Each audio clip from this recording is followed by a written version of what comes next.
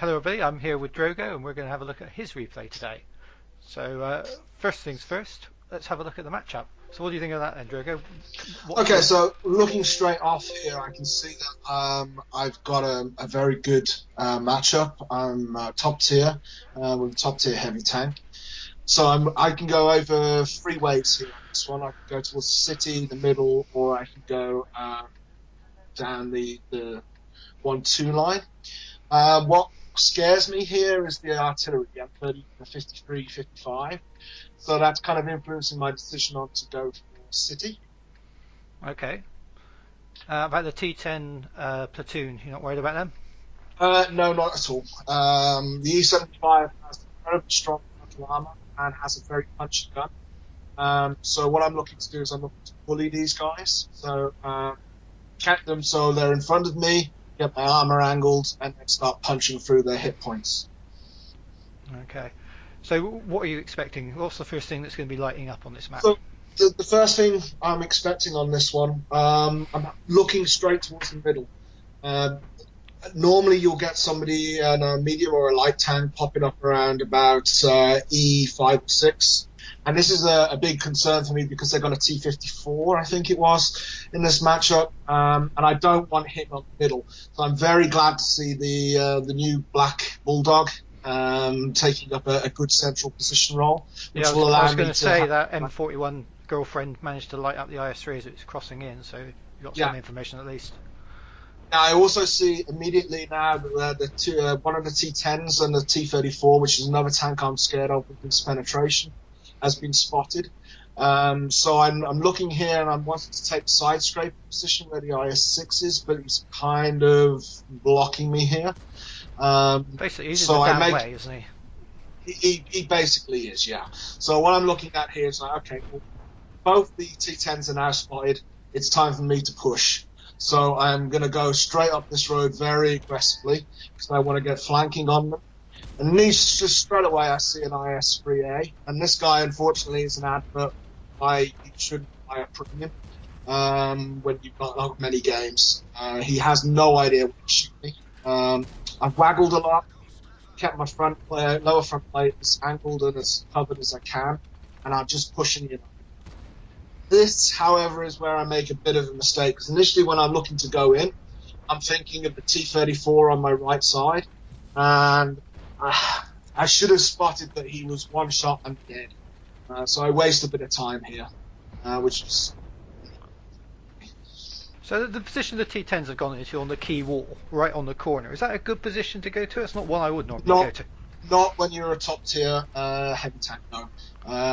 If you're in a bottom tier or maybe even a medium and you want to play this for some bizarre reason, then you can get some interesting flanking shots on people that are doing a normal side scrape. But as a top tier heavy, no, this is a terrible shot. So embarrassing.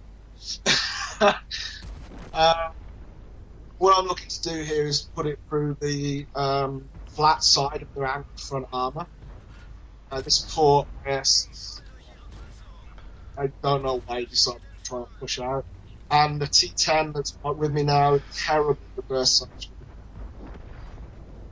Okay, so again here, straight through the front axle on that one. Yeah, I'm looking to just use my hit points now, bounce from the IS, push on to the IS, the T10. I've spotted that he's turning around, so I'm just going to go straight around and bully him as much as I can, put damage in and clear him out. The main thing here is, if you look at the time, we're only 11 minutes and 30 seconds in when I get this final, when this guy goes down, and our flank is cleared 3.5 minutes. What we're looking to do is push as hard as we possibly can to clear our flank. We can see the other flank is starting to fail, so we need to get round as quickly as we can. So I would have gone for the middle in here, but I guess they haven't got very many tanks left, so going straight to the cap is probably the better choice. What I'm concerned about here, from going for the middle, is they still have 2 very large tank destroyers left and a medium tank destroyer. And going for a middle, if they're positioned at G2, they can really cause me some problems. So I'm using the... By going for the village, you mean, or going through straight across? going straight across. I mean, I could have gone up through the village, but I think that would have taken me a little bit of time to do. Now, I'm spotted here, and I know that that's got to be the light tank up in the middle. And I think he gets spotted any second, and I take a quick snapshot out of this. Make some poor plays here. I'm a little bit too slow in shot. That's a terrible shot. And I really should have carried on pushing up towards the tank destroyers. I'm leaving myself quite far out of the action. And as a top tier heavy with I reach leading the charge.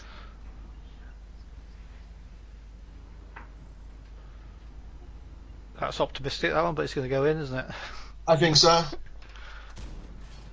Yeah, straight into his turret. I mean, you got the Izu and a Ferdinand left. Oh, the Izu's been taken apart. Yeah, the Isu's going to go down very quickly. It's just going to leave 30 and the CDC really is the main threats. I think the CDC was a good player from when I looked at this with a bit of WN8 attached. Yeah, decent WN8, and I was a little bit concerned about him being able to come on the flank, but watch towards the end, you'll spot that unfortunately I should have taken a snapshot there.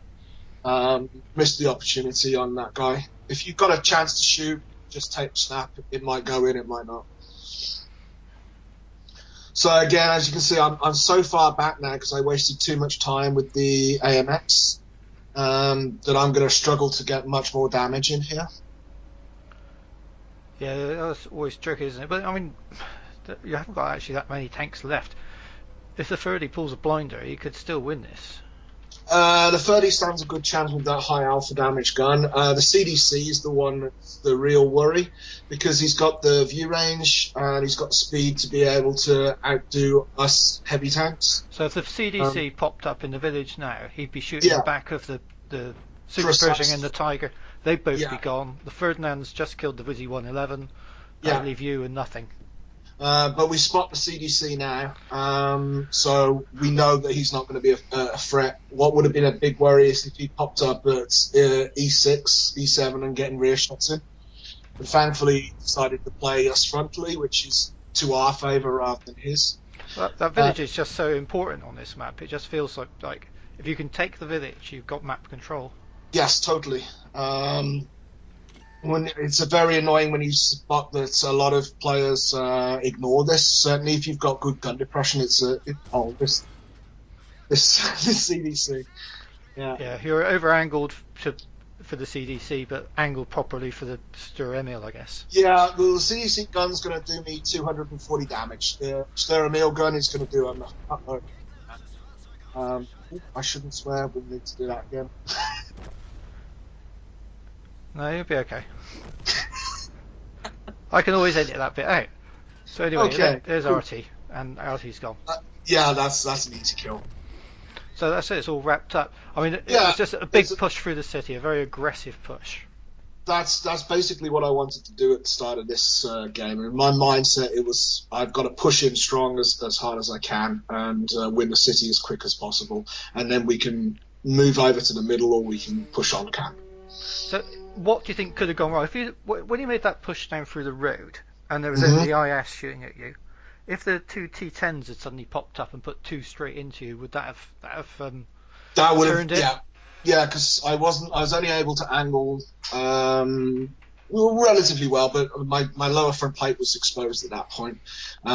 So if the T10s hadn't have been in that position and hadn't been spotted and I knew that they were not going to be able to put shots into me, then that could have gone bad. What also could have been a problem is if the ISU 152 was camping at the back, moving forward, that would have been a big chunk of hit points gone. But it's so rare that that's going to happen. It was a calculated risk. Oh yeah, the tank destroyers generally tend to go to the horrible campy tank destroyer position where they can't hit anything anyway. Yeah, precisely. So I mean, talking about those two T10s that went to that position, I mean, I played the IS-8 and I know that you don't want to play as a heavy in the IS-8, but with great power does come great responsibility. I mean, surely they should have manned up and gone in as a pair into the heavy position. A lot of people slate the T10 with its armor, but it can still very effectively side scrape. If you know what you're doing, you can certainly rear backward side scrape, reverse side scrape. You can side scrape normally as well, as long as you don't expose too much of that angled front plate. It's a very good tank, and putting it where they put them, it effectively removed the threat from the game. Okay. All right. Well, that was excellent. Thanks very much. We'll call it there and have a look at the next video.